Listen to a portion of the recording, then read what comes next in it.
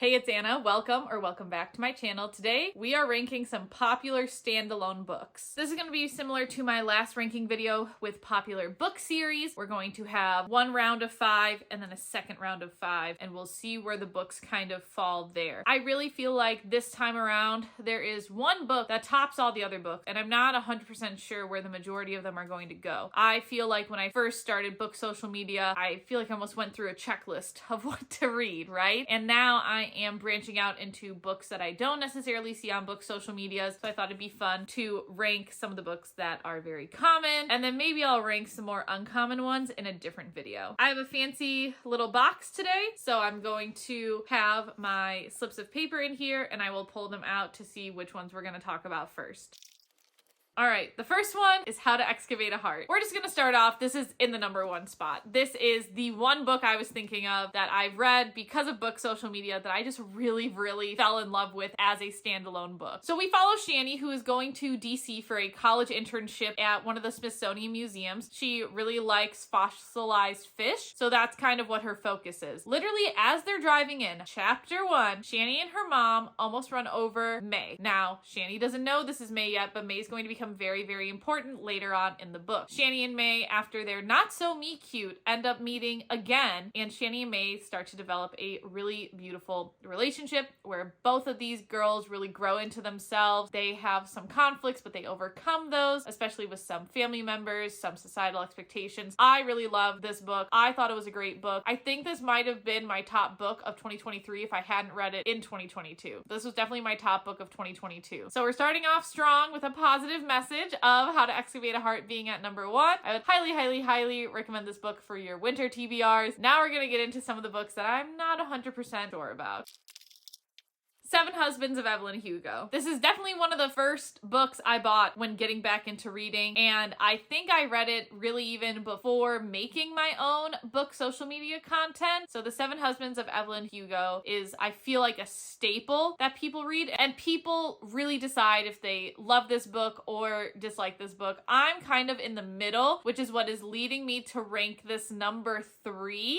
I know there are definitely not as good books out there, but I also feel like this does not deserve the #2 spot for me. In The Seven Husbands of Evelyn Hugo, we follow Monique Grant. So not Evelyn right away, at least not the way I like to explain it. Monique is a lower level writer, and she gets basically approached by Evelyn Hugo's team saying, hey, you get to interview her. You get to interview the Evelyn Hugo, who was a big Hollywood starlet, had 7 husbands, and Monique's like, that's weird, why me? But I'm going to go interview her anyway. And you get into the stories of each of the 7 husbands. I would, again, rank this at a solid 3 and nothing lower because I just felt pretty mid about this book. I thought the explanations were interesting about Evelyn's life. I feel like the relationships in this book are definitely something that kept me reading, but I could definitely also put down this book and read something else. And then there are plot twists in this book as well. They're not my personal favorite types of plot twist either, but I still feel like they're respectable enough. So this is definitely #3 on our first list of 5 for those reasons.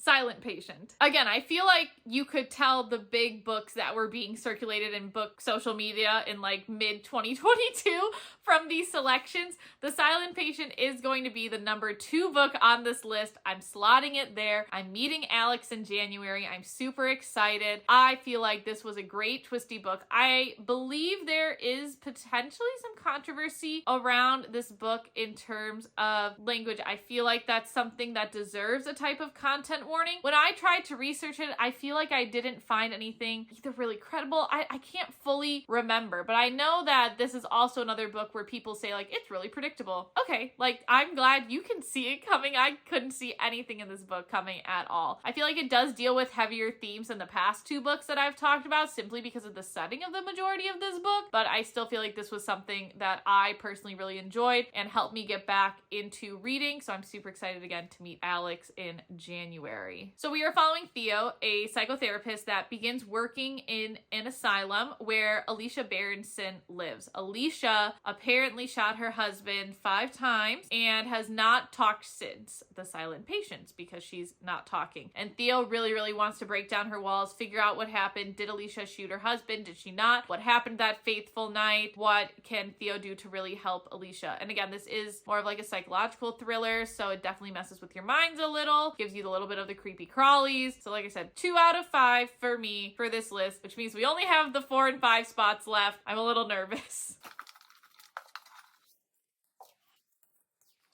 Ugly Love. Ugly Love. This is my 5 on this list. That was luckily very easy. I'm a little nervous for what number 4 is going to be, but this is definitely number 5. For me, especially since first reading this book, I feel like I have read numerous romance books that handle trauma, and I feel like this one just does not do it very well at all. I would definitely check the content warnings before reading this book. I think people know this book because of like the balls line in it. I don't really know. I picked up this one because again, it was a standalone, and again, what I was seeing on my page at the time when I was starting to get back into reading and buying physical books. So this is definitely a 5. I just didn't like the content. It was not, I will say this, it was a quick read. I feel like one of the things that this book helped me do was just continue to read, to see that there were books out there I could get through kind of quickly, but I definitely don't think I would read more of Colleen Hoover's romance books specifically. They're just not for me. They're for people out there. I think there are other authors like Abby Jimenez, for example, Maisie Eddings, that handle trauma in a romance situation definitely better than Colleen Hoover does in this situation. So we are following Tate and Miles. They have this mutual physical attraction for each other, and they're both just in it for the physical attraction. Neither of them really want a relationship in the beginning, and Miles is like, don't ask me about my past. And then I think because this is a romance book, you can guess the trajectory of this story. Again, I just didn't think the way that trauma was handled in this book made me really feel comfortable. There are definitely other books I feel like I would recommend instead of this one if you're still looking for books that have some type of trauma aspect that is explored, that talks about somebody's healing journey, that are definitely better than Ugly Love. I definitely didn't like Miles as a character either. I don't remember if I liked Tate or not, but I definitely remember just not liking Miles. So number 5, let's see what our number 4 book is to round out my first rankings.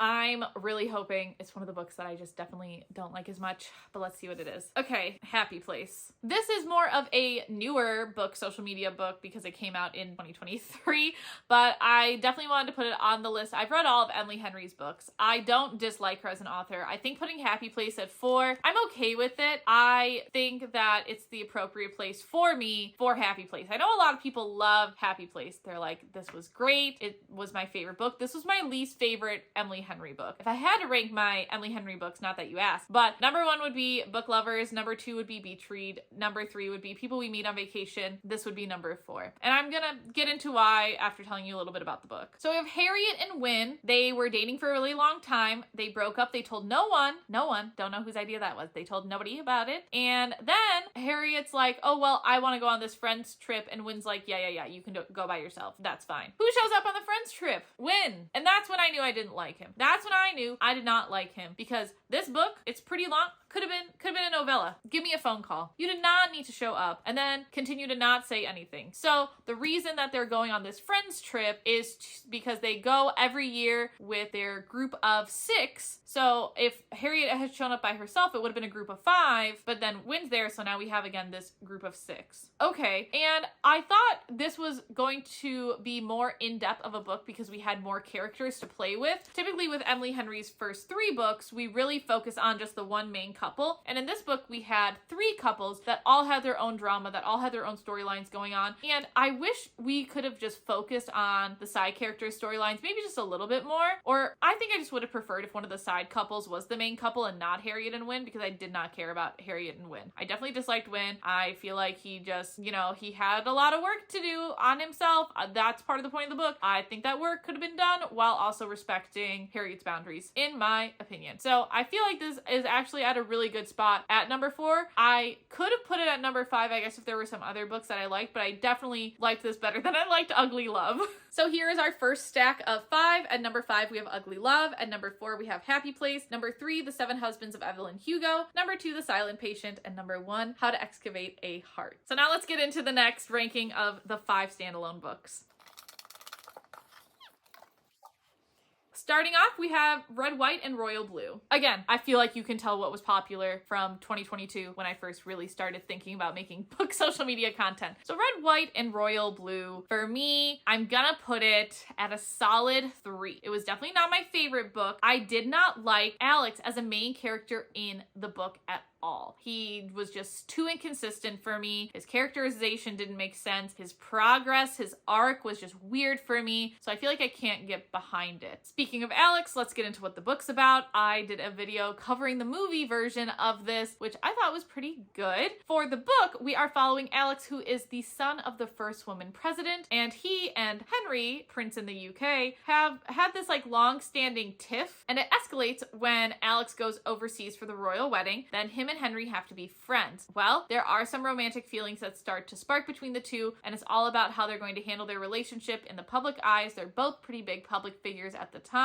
Will they be able to handle it? Will they be able to handle a relationship in general? What growth do these two need? Again, I don't like Alex in the book, really don't. The movie, I feel like I liked movie Alex better than book Alex, but I liked book Henry better than movie Henry. And movie Henry was still really good. I just really liked Henry in this book. I feel like Henry was the saving grace in this book for me. And I am mad the movie cut out one of the side characters in this book. I did like the majority of the side characters. Sometimes they had some cringy lines in there, but I feel like it wasn't anything too terrible. So I feel like this is a good middle of the road book to start our ranking of 5, because I know there are books on this list that I feel like rise above Red, White, and Royal Blue, and others that definitely don't. So a good middle of the road book for me personally.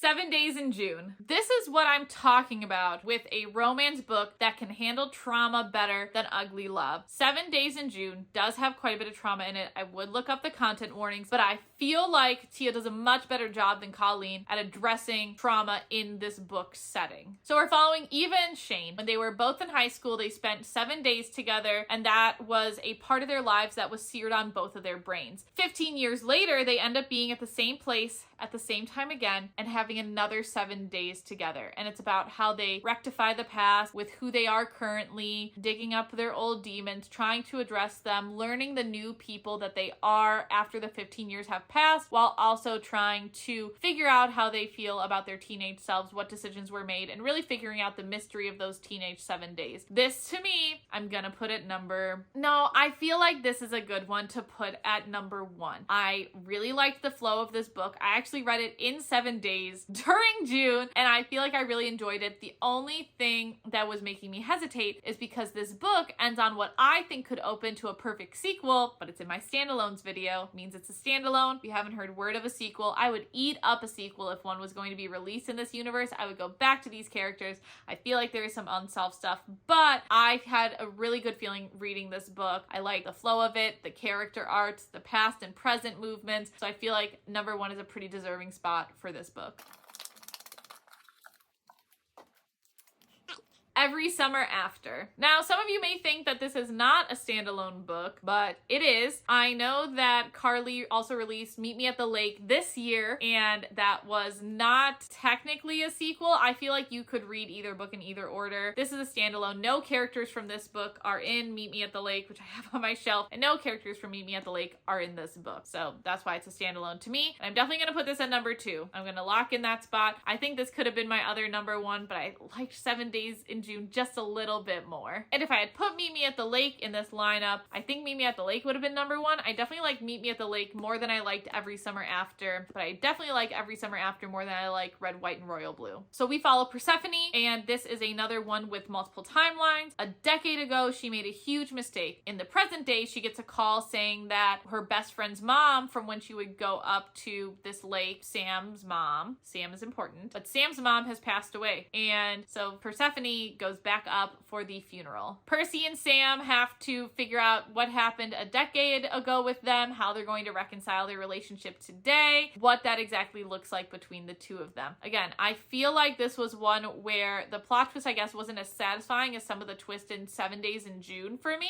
but it was still very fast paced. I really like Carly's writing. I'm so excited for her next book. So I feel like number 2 is a good spot for Every Summer After. I feel like because I'm in the October vibes, it doesn't necessarily fit almost, but I know that they cover all of the holidays in this book pretty much in terms of like the traditional Thanksgiving, Christmas, all are mentioned in here. So I feel like it still kind of fits, but it's definitely more of a summer read. I fell in love with Hope. This is the self-published version covered. Since then, there is another cover that is available at Barnes & Noble, traditionally published. I believe it's under Simon & Schuster or Penguin Random House. It's one of those two, one of the big 5. Did pick this up, and I'm gonna put this, I'm not hesitating between the 4 and the 5 spot because I feel like it should be ranked higher. I'm debating because it's where I feel like I would personally put this book. So let's talk through it before we decide a rating. I Fell in Love with Hope is for somebody out there that is not me. I do not think I was the target audience with this book, which is why I want to give it the number 4 spot now that I'm thinking of it, because I think that would be unfair to say, oh, well, I didn't like this book, but I also know I'm probably not the target demographic for this book. Now, what do I mean by that? This is more of a,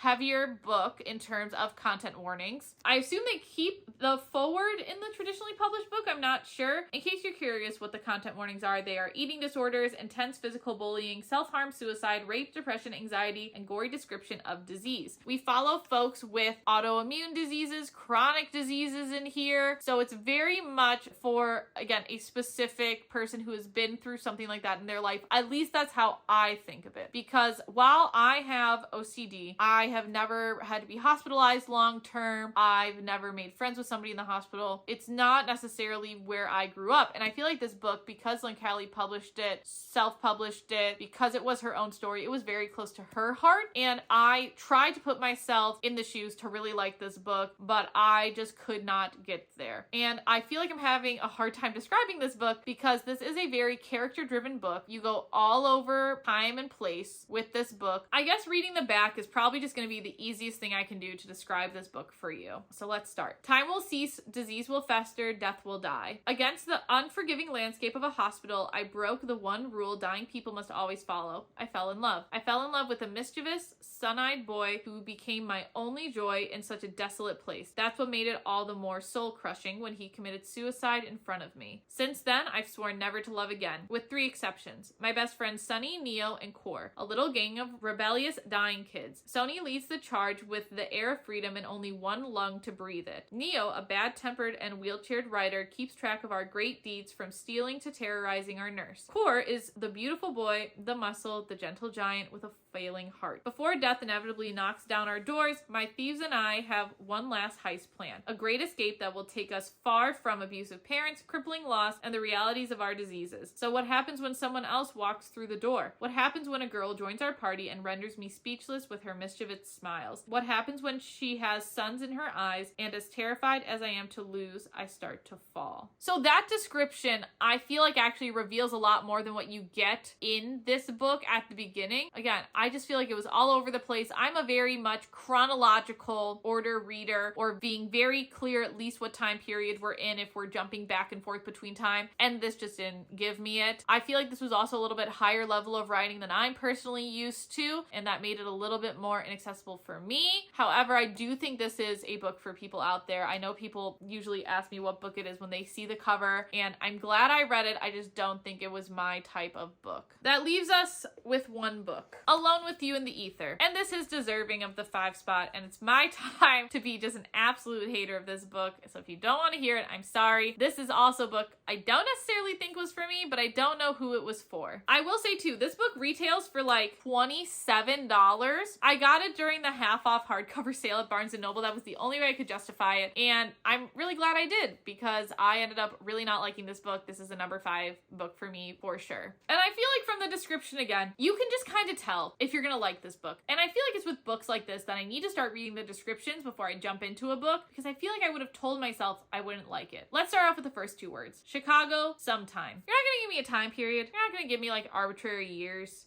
We're just gonna say sometime. I know it's probably related to some of the math stuff in this book because there's a lot of math stuff in here and bees because there's bees on the cover. A lot of both of those. I should have known from that if we couldn't even define some type of time period, it probably wasn't gonna be a book that I personally enjoyed because again, I am a chronological reader, or if time is skipping, I at least want to know where we are, present, past, future. I just need something. 2 people meet in the Art Institute by chance. Prior to their encounter, he is a doctoral student who manages his destructive thoughts with compulsive calculations about time travel. She is a bipolar counterfeit artist undergoing court-ordered psychotherapy. By the end of the story, these things will still be true, but this is not a story about endings. I should have known. I should have just not picked it up. I like stories that have clear endings. I'm definitely a tie it up with a bow type of girly. I like when there's not a cliffhanger for standalones. I like when it's a clean end. If it is a series, okay, fine. Book 1 can have a cliffhanger. Book 2 can have a whatever. Just by the end of the series, please, please, please wrap it up. That's just me. So again, already from the 2 parts of this description, this book is already not for me as a reader. Let's keep going. For Reagan, people are predictable and tedious, including and perhaps especially herself. That was just a lot of words. And I feel like the writing style for me was not accessible. I don't know if it's my reading level. I don't know if my brain didn't want to think that much. I don't know what the deal was, but I think even just from that line, I should have known that maybe I wouldn't have liked the writing style for this book. She copes with the dreariness of existence by living impulsively, imagining a new alternate timeline being created in the wake of every rash decision. I read this book and I don't remember that at all. But again, I didn't like it when reading it, so maybe that explains it. To Aldo, the world feels disturbingly chaotic. He gets through his days by erecting a wall of routine, a backbeat of rules and formulas that keep him going. Without them, the entire framework of his existence would collapse. That's just overwhelming to me. Like, I feel like both of these characters were overwhelming, just flew right over my small brain, my smooth brain, whatever you want to call it. I just didn't get it. We have one last part for the description. One last part. For Reagan and Aldo, life has been a matter of resigning themselves to the blueprints of inevitability until the 2 meet. Could 6 conversations with a stranger be the variable that shakes up the entire simulation? And then on the back it says, Alone with You in the Ether is a contemporary love story like no other. Definitely that. Exploring the nature of love, what it means to be unwell, and how to face the fractures of ourselves and still love as if we're not broken. For someone, it probably fits that. For me, I didn't get it. I will say, when they actually do talk to each other, that was my favorite part. When they did talk to each other, I did enjoy the actual conversations. They literally talked to each other for those 6 conversations mentioned, and then it just kind of goes off the rails. I feel like, again, this is for some people out there. Maybe this is what like a higher literacy book is. I don't know. I'll stick to like my YA or my cozy romances. This was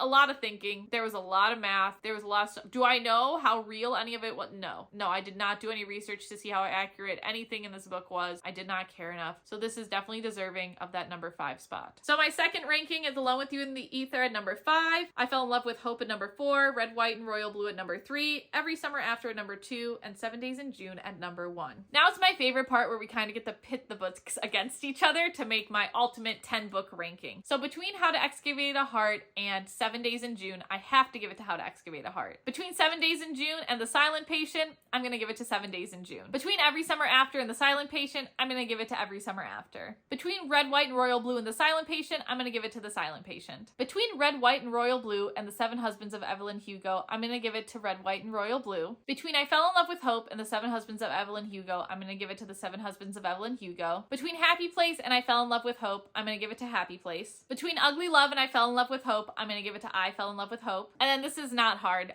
This Ugly Love is going to be 9. Alone with You in the Ether is going to be 10. So my combined 10 book ranking, we have in dead last Alone with You in the Ether. At 9th we have Ugly Love. In 8th we have I Fell in Love with Hope. In 7th we have Happy Place. In 6th we have The 7 Husbands of Evelyn Hugo. In 5 we have Red, White, and Royal Blue. In 4 we have The Silent Patient. In 3 we have Every Summer After. 2 we have 7 Days in June. And number 1, How to Excavate a Heart. I feel like this was really fun going over some of the popular books that I'm sure most of you have read. I definitely want to do more of like an uncommon standalone ranking, books that I feel like maybe I've seen once or twice or that not too many people have talked about, and kind of go ahead, talk about those and rank those. So I definitely want to do that for a future video. Let me know how your ranking of these 10 books would have stood against mine. I'm really curious to see how many of these books you have heard of. I assume it's at least 8, if not all 10, and definitely leave what your rankings would be so we can kind of compare. Hopefully, you know, I think all of these books could be number 1 for somebody out there, but clearly this was just my opinions of these books. So